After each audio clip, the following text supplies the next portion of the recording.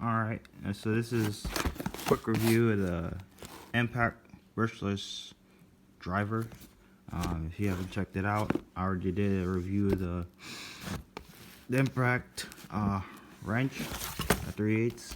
The driver is pretty much the same thing. It just uses like a hex bit. It looks exactly like the wrench. I'm gonna do a comparison video next. This is basically how it looks. A little bit lighter. Released in 2016, I think. Right there, 2016. And serial number and shit.